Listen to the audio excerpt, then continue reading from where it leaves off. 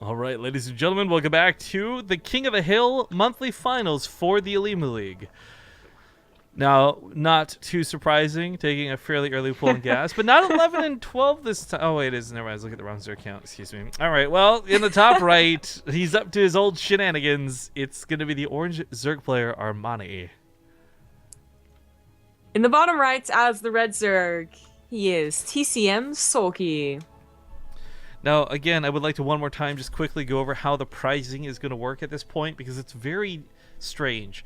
Armani has the best situation possible going for him. Win, he wins $900. Lose, he walks away with $500. Soulkey can only win at most $400, and that's if he wins the series. If he loses, he's completely SOL and walks away with nothing. But here's where the justification comes for this, because I did see a couple of people in chat earlier talk about how unfair that is. But the thing is, Soulkey only has to show up and play one best of 5. So to be honest, losing a best of 5 is almost nothing.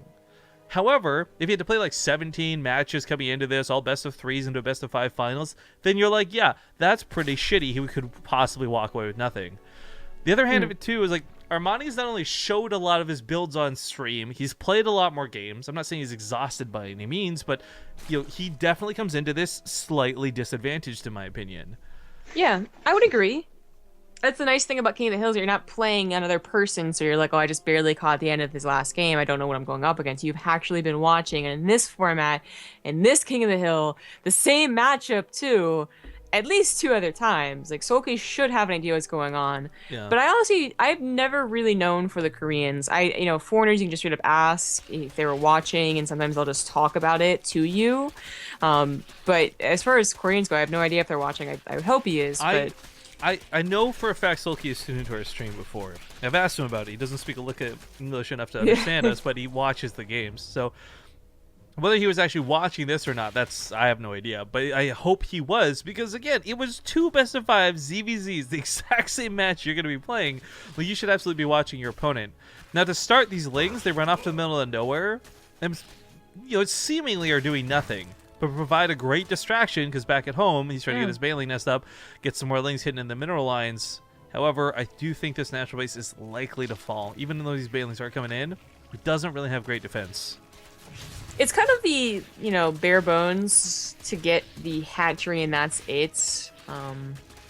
If you go for a speedless, gasless early pool, then getting the hatchery and leaving is actually ideal, but... to all in, like Armani's doing, you want even more than the hatchery, I would think. But you might not get it. Here's a big question. How are these transfuses going to get used? If he snipes off the banelings, no problem, but if the banelings connect, the hatchery goes down, so does pop a transfuse into it to be safe. And Soulkey's defense has been fantastic so far. Was pretty perfect, yeah. Armani GG's. Yo, I was going to talk about how Soulkey's kind of a different beast. It's the reason he's the top of the King of the Hill. Yeah, there's a very big reason why he was placed at the top. Not only is he the best player with statistically the best results, he is one of the most regular players in the Olimoleague currently, so he was going to be that final boss. But we just had a brand new sub 3 minutes ago. Ubidom! Thank you so much for subscribing to the channel. You're going to be subscriber number... hold on, it's loading. Oh, I guess we lost one in the meantime. 1,169. The other guy was also 1,169, but I guess we lost this up in the process. So either way, congratulations, and thank you for joining us. Dusk Towers is going to be map number 2. Again, with the stream almost being over, guys, we're going to squeeze in a small break, so we'll be back as soon as we can for this series. All right, we're back in action, and real quick, guys, almost had up gas, just went for extractor tricks, so nothing too fancy over there. Spawning the bottom left side of Dusk Towers, it's going to be the red Zerg player, TCM's Soulkey. In the top right, as the orange Zerg, it is Armani. So again, quick reminders of the prize pool, guys, $900 in total, $400 to the winner of this best of 5, but Armani has already locked down 5. He cannot walk away today with less than $500. So the pressure really is on Soulkey to get money here. But starting the series off 1-0 is not too bad. His defense was fantastic, and I kind of like that Soulkey didn't press the issue by trying to go for another early pool. Armani? Or Armani, thank you, excuse me. Because I don't think it would have been a bad choice, but it would have been a really risky one with how poorly that went for him just now. Certainly. It might be a test of Armani, and he might be doing acting games from now on, but... Well, one of the things that really surprised me was those 6 lings that ran into the middle of nowhere seemingly. That absolutely distracted Armani. Like, I have no idea why Armani felt threatened or distracted by those either, because like his own reinforcing lings would have caught them if there was a counterattack. Like, there was no reason he had to actually chase those lings in the middle of nowhere, you know? Also certainly true. We see that a lot though. Like it seems like the most obvious thing in the world, and either they're not prepared to have to deal with anything, honestly, because their pool was so early they thought they would there would be no lings, so their lings just get kind of move commanded or AI'd rather, or they really just are like, I need those 2 lings. No, wait, no, I don't. It's stubborn. But as I said, Armani could have been testing all of his opponents by going for all these early pools. He could have been just like ZvZ. But the problem I see is that if Armani can't beat Soulkey with an early pool, I don't put him that highly as in beating him for a macro game either, because Soulkey's pretty good. Armani specifically with Roaches and Ravagers is pretty good. Now, I think the thing, though, that does make Soulkey really scary coming into this is we know he's a player who doesn't just rely on those 2 strategies, though. He can go Mutas. He can go late-game Ultras. We've seen him do pretty much every build possible in a ZvZ and win with them. So I do think that Armani is definitely the one... Oh, Ling fight goes so heavily in Soulkey's favor. Armani's definitely the one who's under pressure coming into the series. And yeah. I mean, you said it before, too. Like, there's a reason he's the big bad boss, you know? The tough guy? Yep. Yeah, the biggest toughie. Yep, exactly. All right, so it is Dusk Towers. It was Armani's choice as loser, and he is using it as Dusk Towers is meant to be used, so a 3rd hatch is going down. Soulkey is going for a 2-base lair. Now, most of the time on Dusk Towers specifically, I mean like 95% of the time, it's going to be Roaches into a Spire, if you're going to get to a Spire, that is, or it's just, you know, Roaches. Occasionally on other maps, like I feel like Lair like Crest, we see it sometimes, or maybe something else, we do see 2-base Muta still be used in ZvZ, but it really feels like people have preferred going for the Roaches first. It's certainly a safer way to get to Mutas, but this, of course, gets Mutas a lot quicker and really sets you up if they don't punish you. You are set up to take control of the game for so long, and it's so obnoxious. So it's usually the defending player against the Mutas. So in this case, Armani, who is trying to stop the Mutas from ever coming. Well, I was gonna say, it's kind of funny because versus Sleep, we didn't even get, like, the games ended too quickly. We didn't even get to a game with Mutas. But, of course, it was versus Departure right off the bat today where we saw Mutas on this very map. So we know that Armani knows how to play, but unfortunately he did lose to Departure in that situation. So I wonder if we'll find that same sort of situation. He did have a good game against Departure with those Mutas. It was a good game, yeah. Yeah. Well, we'll see. He that scout from Soulkey was pretty beautiful, really. I mean, he didn't get to see something. Oh yeah, that was pretty good too. I mean, that one just walked in, but Soulkey like had 4 lings that had to like juke and jive, and that's why I thought it was cool. But he didn't really see anything he wasn't he wasn't expecting. It was Roaches and 3rd base and whatnot. Armani's scout definitely more important, like confirming as a Spire, seeing the lack of a 3rd base, because that was the trick. Soulkey taking the natural in front. You don't know if they have a 3rd base behind there or not, with a Roach Worm behind there too. So it's really good Armani got a scout, and he'll have better preparation, but unfortunately, that scout was still too late to do anything about the Spire before it was done. Like, he'll have to deal with Mutas now. Yeah, and if he wants to go for his own Spire, it's going to be really late, so I like the Hydralistan choice a lot better. Right. So there's always, like, I guess, what do you go for first, Hydras or Infestors? Infestors are one-hit wonders, potentially, but they do lock down Mutas and potentially get you a lot of time. Hydras can come out one at a time and die one at a time, too, to Mutas. So it's always, like, it's just risky in general against Mutas, and what really sucks about Muta players is that you just don't know what they're doing. You know, like, they'll quickly figure out if you have Hydralisk or Infestors, but you will have a tough time scouting if they're going for more Mutas, if they're going into Roaches, if they're getting, like, their own Hydralisk for really quick Lurkers. Like, you just don't know. It is quick Lurkers, which is odd. Before Armani. I thought it would have been, yeah, exactly. I thought it would have been emphasis on those Hydras. That's the way to deal with this. But snipes off the 2 Banelings immediately, so now his Lings can get in here and do a bit of damage. Of course, the Lings aren't going to win this fight on their own. They will need the help of the Mutilates. Tries to draw them out, but Armani not taking the baits. Pretty smart move, too, because he doesn't really have a lot to fight with. 7 Hydras now coming out next, but there's Baneling speed being researched, and anticipating this, he is going to go for a lot of Banelings. That will take care of the Hydra problem. However, funny enough, if there's like even just 2 Lurkers, those could eliminate most of the Banelings. Yeah, again, just so many choices for the Muta player, including going for the Banelings. There's also, you know, Soulkey could go for a quick Hive if he sees that Armani's being really, really defensive. And luckily, Lurkers will have their play against the Banelings. Now, if it's only 2 or 3 Lurkers, enough Banelings will still roll over them, you know? But if it's 6 or 7, then the Banelings should just be obsolete. I have a question about the Lurker attack. I'm pretty positive it only hits once. But if you had a unit that was fast enough and moving fast enough where it took the start of the spike, but ran to meet the end of the spike, would it take 2 hits? Or rather, like it was running away, right? Yeah, should it take 2 hits is rather what I should say. I actually think it does take 2 hits. Because it's not like each individual spike does the damage. I think it's just classified as 1 attack. That's true. I'm trying to remember ever seeing something run away from the Lurker. Actually, Lurkers would be really interesting. You know, we talk about how they might be a problem in the game right now for a lot of different situations. But I wonder how different that would be if each individual spike actually had a set amount of damage attached to it. Because then it'd be no longer, oh, I was out of position for 1 second and lost half my army. It'd be more like, oh, I just took a lot of freaking damage because I stood in spot. I think what I'm imagining is just more Lurkers attacking on the retreat. Yeah, actually, yeah. So, I'm not really sure. I can't imagine what that has looked like. So I don't know. Well, anyways, the Lurkers being down is pretty important. No scout on this yet. Soulkey actually doesn't know. He never scouted the Lurker den, and he doesn't know about the Lurkers currently rooted in place. So, if he decides to walk in with Roaches and Banelings, he's going to have a pretty bad time. The Muta's going to find the Lurkers, pick one off. This is what Mutas are great for, by the way, specifically sniping Lurkers, but with the Hydras and the Queens covering them, as long as they're at home, they should be fine. Soulkey had a bunch of different choices to go for. He could have gone for mass Banelings because he ended up getting the speed. He could have gone for mass Roaches because he's getting the speed and upgrades right now for them. But after seeing the Lurkers, he actually goes for 13 more Mutas. And that's pretty interesting. Certainly, Armani might not expect this. He's seen a very similar amount of Mutas for the last 4 minutes.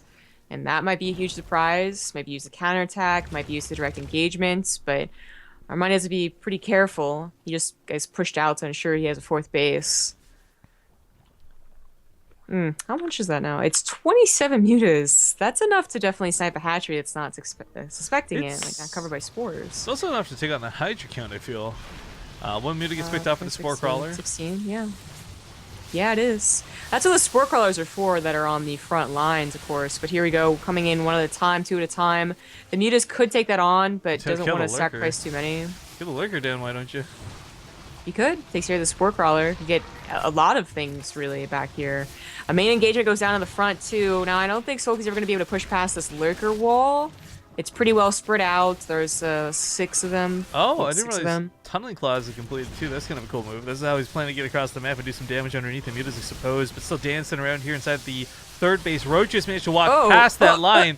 Never say never, zombie grub. They just walked past it. They just were like, I don't care. They also don't. That was a really bold move to try and get right on top of the Hydras. Out the Hydras, and then deal with the Mutas, and the Mutas snowball. But that was this was actually a pretty important move because this did distract the Hydras enough for the Mutas to pick off a Queen and a couple more Spore Crawlers while this goes on. And the Hydra count's only gotten lower, down to 8, so they can't actually engage the Mutas, still sitting on 16. Going to lose some very important tech structures here. If the Hive goes down, that's obviously the most devastating, but the Hydra's coming back to try and defend this. I do think the emphasis should have been picking off the Lurker Den than the Baneling nest, though. I agree. Goes for the These Vipers. Are they really that far away? Okay. Yeah, they couldn't get bombs off. Wow, they were feeding right before the Mutas found them, so that could have been really clutch for Soulkey, but he has stopped going into Mutas after the additional 13. That did end up surprising Armani, so job well done. Soulkey definitely is in control of this game. He's up 50 supply. He has a bigger bank. It just looks really good for him. Look at the income graph. Oh, my. Yeah. He is behind on tech, talking about those Vipers, but it was just the Vipers. I guess the Lurkers, too, count as tech. So the Lurkers might be a problem. The Tunneling Claws are apparently going to be a problem, too. Yeah, this is where he's going to pay Soulkey back with some of those drone kills. But that being said, Soulkey's army It's huge. It's big enough to actually take on this, and there's not enough lurkers in place. The only way this goes poorly is if the Overseer gets sniped. It's the only form of detection he has, and it looks like it's going to get sniped in the front lines. Makes a bit of a mistake, but it does actually take out the last lurker before the second Overseer goes down, so not an issue as he just pushes past this now. Blinding Cloud was kind of a cool choice out of the Vipers, but this army supply is fighting at the top of the ramp against somebody who should be at the top of the ramp himself. Yeah. Now, behind this, Soulkey's losing a lot of drones. I don't even think he's pulling. Like, he's hoping that reinforcements will eventually take care of it, but reinforcements are only just now coming out. So, this is, it is pretty all-in, but it's not all-in that's working. He's still up in supply. He has a bank to, well, he had a bank, I suppose, to recover those drone losses. Right, the only thing stopping him from moving forward is the lack of detection for those 2 lurkers, because he doesn't know if there's more than 2 or not. So he's going to try and get some Overseers out. But you're right, back at home he took a lot of damage. He does consolidate those losses, but at the end of the day, if he pushes, he wins. In fact, he doesn't even need detection. If he knows what the lurker is, he can just throw it on the Corrosive Biles. But the Overseers on the front lines, focuses it down. Kinda cool moves here with the Blinding Clouds. Where did the mutas go? Did they get picked off? They died, yeah. So I just did wrecked him. Okay, I didn't realize it was how you stick out the mutas. That was actually a great engagement there for Armani. Completely levels out Soulkey's advantage there with those said mutas. But you know what? Soulkey. The hatcheries didn't die. Okay, only one. Sorry, goes down. But I don't know. I feel like Soulkey's still in a fighting spot. Like, he's not in a great spot. He had this game on lockdown before, I feel, but now it's questionable. Good news is Evolution Chambers did not die. They will finish 2-2, so he'll have a pretty significant upgrade. Well, Armani's getting +3. He'll still have an upgrade lead, but not as bad as I thought. He's still up in army as well as uses his bank not to make more drones and replenish, you know, the losses he took, but to make more roaches. And an overamount of roaches can still take on a Roach Hydra army. I'm not sure about Roach Hydra Lurker, though. Armani used his own bank to make 6 more Lurkers, which is a pretty good amount. It's all going to depend on how that spread comes in. If you come in from the right angles, you can take on any amount of lurkers. We've seen that just displayed in previous games, but most likely not going to be the case. Lurkers just chunking away those first couple hits, not too bad. Those Blinding Clouds have been rather effective. I didn't think they would be, but they really did shut down the way the roaches were able to take those fights. Yeah, they looked almost laughable because they're pretty small and they didn't seem to affect too much. But just a small little move forward is a missed attack and could be the deal breaker. Armani still has the harassment potential. Soulkey did have his own harassment potential in the mutas, but that's getting sniped was a bigger deal than just losing out on army supply, losing out on attacking units. It also lost out on his own harassment. So he really doesn't have any idea what Armani's doing or what he looks like. He's not keeping tabs on his economy. Lose his base. Yes, he is. Good snipe out of Armani. That shouldn't. Those roaches should never have made it by the way. He had Overseers in the middle. I think he just wasn't looking. He was busy dancing on the top of that cliff. So big mistakes over there. Of course, another base was taken recently, so it's not devastating to lose this hatchery, but in a situation where the game is this close and this tight, you don't want to be taking any unnecessary losses. And this actually draws the entire army out of position and allows Armani to secure the middle of the map. Oh, lurkers no less. Jeez. Don't know if he's gonna realize that. He might get sliced and diced before he even realizes the lurkers are not on the defensive. No. I mean, he's had Overseers out, so he should have a pretty good idea. Ooh, okay, so now he just has to play the defensive game, and this really has swapped. Now Armani is in the lead. He's up 20 army supply. He has the better tech. He has that hive too to continue accelerating his tech. Like, what if he gets up to ultra or something like that? But Soulkey, he has one chance, and that's to pounce on these lurkers before they burrowed, and that doesn't happen. He does have a fairly large contingency of roaches roaming around. Maybe he comes in for a bit of a surround. I mean, it is 2-2 versus 3-0. I think if he had Ravagers, I would be more hopeful too. These lurkers have been. Oh, I like this. The mutas will snipe off the lurkers. There's really not that many Hydras. There's been no reason for Armani to resupply his anti-air count. But he has to buy a lot of time, and Armani very smartly did segment off a couple of lurkers to go attack this base. He saves the drones. But only 5-6 going down. Even then, the point is there's more roaches on the way and not mutas. So this is a big part of why mutas became a big part of the matchup, to deal with the lurker issue, which is an issue. Looks like there will be a parasitic bomb, but truth be told, one's not that scary. In fact, one doesn't even kill a muta. Yeah, not anymore. So he wants to clear up this base first, which makes sense, I suppose. He really does have very little income. This base, the lurkers aren't really helping, and there's only 4 Hydras, so the mutas could just help straight up with the roach count. They will be targeted down. The parasitic bomb goes down, so maybe the Hydras could get a couple last hits. What the I don't know. There's like an abduct. I guess use it before you lose it. That was the Yeah, logic there. I guess so. And Soulkey does push this back, but he is not taking care of a lurker that's still at this fourth base. Okay, the army does pull back. Oh, drones. Because if he loses, Oh no, drones. Jesus. Oh, drones. Good, No. good. Okay, good. He's still targeting the hatchery. That was very close. That was. Ugh. But look at Armani. Armani has had this very good income this entire time. So he rebuilt the Hydras. His lurkers are still alive. He has a 30 army supply lead. Soulkey really doesn't have anything more shenanigans up his sleeve. That Muta swap was his greatest benefit, and now it's been figured out. Yeah.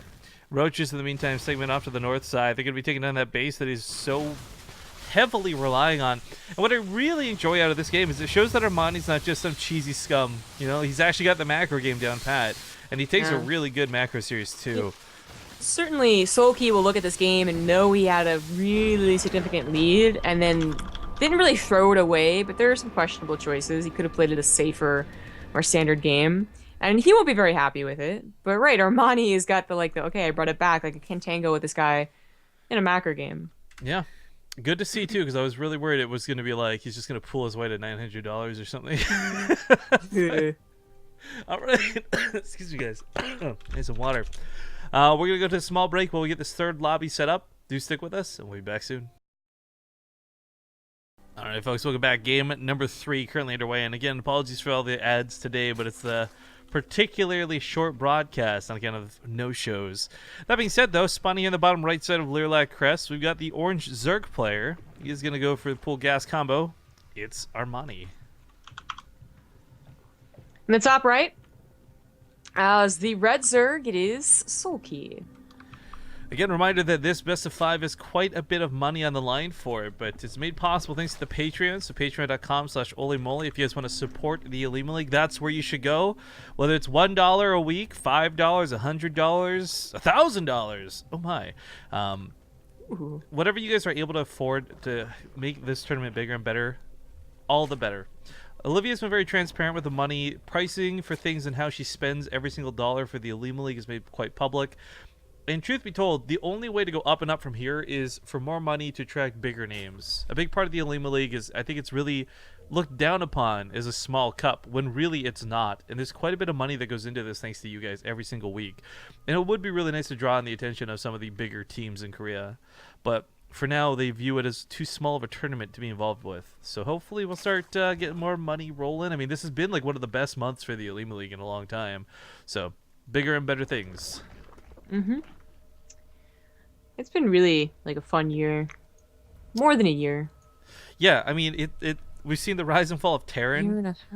Now it's like the rise of Zerg with this week's or this month's Olimoleague. Yeah. Which is odd because it coincides with almost the fall of Zerg at that Chinese tournament. By the way, what the fuck happened to Bjorn? We always thought he'd come back as soon as he was done with like SSL and whatnot, but he's been super MIA. I feel like what happened was like you finally got this girl some self-confidence, right? So she goes on a date, and the date isn't really bad, but the guy doesn't like her at the end. He's just like, I don't feel that way. And as opposed to being like, well, okay. She just like goes home, goes back to having like zero self-confidence and like just cries all the time in her bedroom. I feel like that's Bjorn. Like, he does okay at the the SSL and GSL, but he takes it really, really, really hard. And yeah, just goes back and curls up into a ball and is going back to anonymity. I actually Bjorn. I wouldn't be too surprised if that. I'd be very sad if that was the case, but I wouldn't be too surprised either. Because players actually have, I don't want to say delicate, but like really. They actually do have delicate, some have delicate personalities, I'm going to be honest. They take losses really hard. Yeah, and Bjorn was always the type of guy. I mean, it took him so long to finally get back in the spotlight, but... Oh, you could have been here winning the King of the Hill. That's what I was just thinking. Oh. At any rate, our Terran crushes aside, I will say Soulkey's probably my Zerg crush going into this. Nothing against Armani. He's been playing since we knew him as Burning. Since forever we've been casting this guy. But Soulkey just has so much more, I think, expertise in the matchup. Now, we're going to see whether this expertise is good or not as the Bailings start trading out on the front lines. Not bad at all as a start. Gets to surround these queens, dodging with those lings, trying not to eat those Bailings. But Bailings now out of the equation. His lings are free to roam.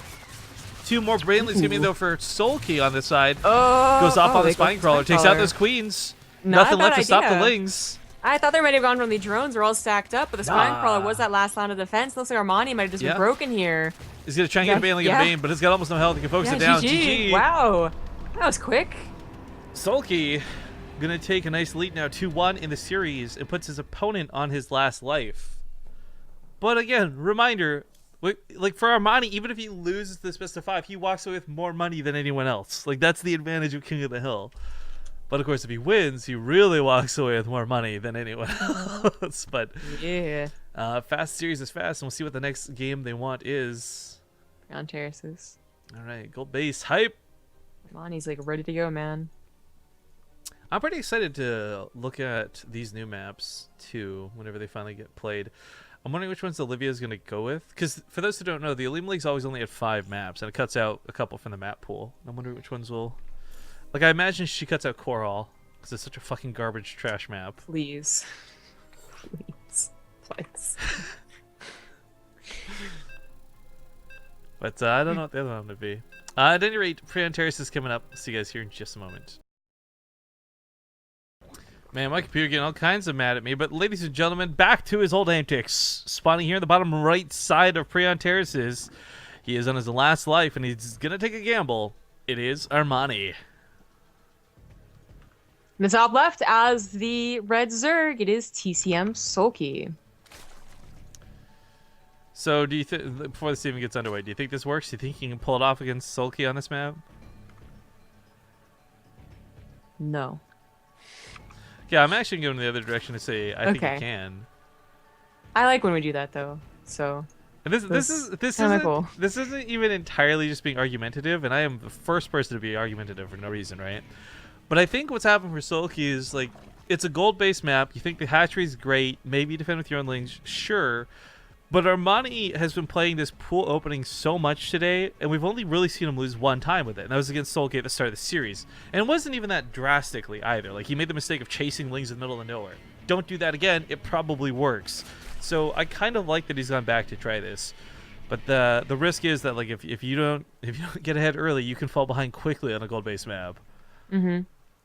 So you actually brought this up last ZvZ about the Overlords. Yeah. So there you go. Soulkey was, I think, probably one of the first times we saw it. Soulkey was the first time we saw a lot of things, really, because he was just the most consistent Zerg player that we saw. Right, he was like a front runner.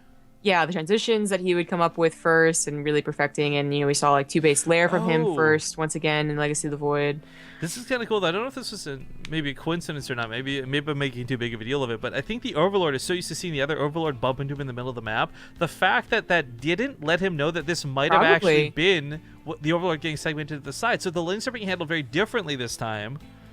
And he doesn't want to get scouted by Soulkey. Well, it's a little funny. This is going to work. It's still going to work. Well, I mean, it's like a really cool trick here, but what's funny is that Soulkey is going to see that timing on the hatchery. He also saw that one blip for like a fraction of a second, so runs into this and sees this. Oh, well, that was a mistake. Yeah. He sees more lings on the way. He knows what's up, but he also, I believe, he got eyes on the hatchery, right? Yeah, he does. That he knows it's not a pure all-in. He's still in trouble, though. Like, he did go for a pretty greedy build, and his queen just dies here, no problem. Armani probably could get the hatchery. That might be the safer kill than trying to go into the main base, too. And Soulkey's going to have to just kind of deal with it and build his hatchery again behind that of Armani's. Nah, he's going to go for the main. This week it's a little bit risky because there's the drones get pulled into it. They get a surround on the lings. Don't forget, guys, Armani's behind a lot going into this. It's actually going pretty well for the defense. Yeah. It's not as bad as I thought, but it's also, I thought Soulkey was gonna have more lings, and I guess so many have died just, popping out of eggs. I really thought he would have at least a few to help him out, but initially it really was just the drones and a queen. And he got him back down to about 11 drones. This is clever, though. I like it. I mean, it's more exposed out here, but this is the gold mineral income. For less workers, this is what you really need. Oh, barely doesn't lose a worker there. That was... I'm surprised he doesn't lose a worker. Jesus, lose a worker. Lose a lurker. God. That Ling gets a double kill at the end of it to help make up for it. Ling's running around the main saying, like, what, there's nothing here, but GG. Armani is going to tie the series up 2-2. And man, I'm on fire with my calls today, and I'm not muted for once either. That's the best part of it. Holy shit. Amazing. I did mess up the overlay, though. It said best of 3, not best of 5. Fuck. I was almost so close to being good at doing my job. But, oh, yikes. Thanks, Pogi. 0824 Poach. I'm sorry, I don't know how to say your name, but hosting us for 45 viewers. Thank you so much. Oh, thank you. But we are going to go to the ace match now. It is tied up 2-2. And we'll see who walks away victorious after this last game. We're going to go to one last commercial break, though. See you guys in 2 minutes. Arena is going to be the map. No early pools. No early gas. This is how we kick off the final match in this ace series, ace match. Well, I guess it's ace series as well, end of the day, if you think about it. But either way, aces all over, guys. In the top left, it's going to be Samsung Galaxy's comeback king, Armani. In the bottom left, as the red Zerg, it is Soulkey. I say comeback, but it really has been like 1-1-1-1, like back and forth in this series, and it's been pretty good because of that. Yeah, not really any comeback. But... Well, for me, it was like the first series today, I guess, is what kind of put that on my mind. Departure started that off pretty I think it's just, yeah, that plus, you know, we need to come in here thinking that Armani was kind of the underdog versus Soulkey. Soulkey just is looking really good, but he has brought it back in that sense, kind of, you know, whatever. Yeah. Sure. We'll see what gets happen though, because I mean, if it's gonna be a map like Arena, you're already giving Soulkey, I feel, a bit of an edge. I mean, it's not like it was his choice; it was the last possible map. But Soulkey's so good with his roaches and so good with his ravagers. So if that's what this ends up being, roaches versus ravagers, maybe it's a bit better for Soulkey. But this is Arena, and like the potential for Mutalisk is certainly here. Armani doesn't have to just play into his opponent's hands, but I don't know. It's 2-2, and anything can happen. Thanks to Nimdox with a few month resub. Everything's getting heated up. There's actually really not a lot going on. Armani has not gone for speed, though, which is very notable. So I think he is going for those roaches. Nope, never mind. He goes for speed. It's like 40 gas too late. What's wrong with you, man? Oh, Lord. Pro gamer.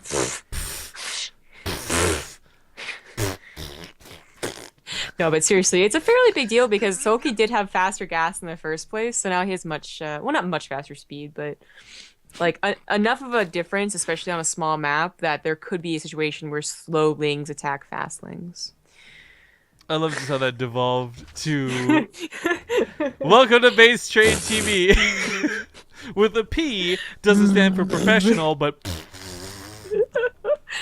see, I'm partially worried, you know, we're not like, I guess I shouldn't talk about that, but like in Overwatch, I'm kind of worried it's gonna be like, oh my god, boom, explosions, oh my god, pretty lights, oh. It's a pretty game. Yeah. I wonder if we could cast a game with combination like onomatopoeia / just weird grunting and have it actually make sense, you know? Like, so when we see a pool, I mean, that's first, like you're ZvZ knife fights, isn't it? Oh, no! Oh! Alright, roaches are coming out first for Armani, but that's not so bad for Soulkey. He does have his roach warren on the way. And it is scary, though. This is Arena. This is a map that's so close, it's dangerous to be a little bit behind, whereas most situations, okay, you're off by like a minute for your roach warren, it's fine, you'll catch up through your macro. I can't actually say that's going to be the case. The spine crawler is not just a necessity, like it's not just good, but it's a necessity, and he might need more than one. In fact, Armani scouting that the roach warren's still not done might just trigger him to push out, and it does. Roaches are just going to start barreling down the middle of the map. The scary thing about this, though, for our Orange Zerg players, though, is the small amount of roaches, and those are actually not too good against lings. Soulkey has a potential defense here, but it is a little clutch, you know, and Armani realizes that it was just barely a little too late. Soulkey was just, you know, a little too quick on that roach warren, so he's going to start droning and getting a gas. Now, Soulkey did, you know, go for Bailing Nest, and that is just kind of useless. He made Bailings at the time because it was kind of the only units he was going to have, but Armani never committed. So that kind of sucks. But it's still like this case where if Soulkey just plays it smart, he can definitely bring it back. He's down in armies, he's down in drones. He's going to be a little bit later on the third hatchery. Armani has taken a bit of a lead here. Hey, I'm going to give you the camera for a sec. The bot's apparently all fucked up again. Okay. So camera on you. For whoa, players' names aren't there. Dude, that happened to me once. Okay, the camera angle's still fucked up. You gotta deal with it for just a second, guys. Also, I was playing on this game account, so my mouse scrolls super fast. All right, so this is kind of what I was talking about with the Lings. Like, denying a third base even once, even if it's only for like 10, 15 seconds, would be huge for Soulkey, who is a little behind in his own third. He's starting to catch up in drones, but it's because Armani's making a lot more Lings. Might be looking to really either pressure or attack. I'm not sure. 14 more Lings seems a little bit odd because it really feels like this game should be going into roaches versus roaches. But I guess they're focusing so much on trying to catch each other off guard on third bases that Lings are becoming an odd priority after you've already made roaches.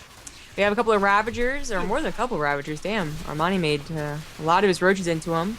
Soulkey does see this on the other side, has his own Ravagers ready to go. Okay. Armani is going for the attack. It triggers Soulkey to go in and deny the third base, but that might not matter. Can he hold on the defensive? He's down 20 army supplies. Ravagers get surrounded.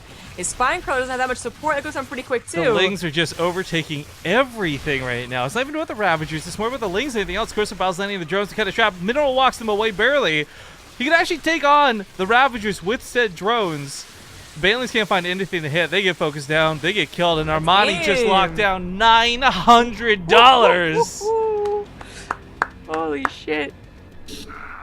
Congratulations, Armani. Damn. Now, like we said, it totally sucks. Soulkey actually walks away today with no money. But he did only have to play one best of 5. So it's not that big of a deal. And it's not like it even takes that much out of his day. In fact, playing a GSL group would take longer. And you would still get no money for it. Like...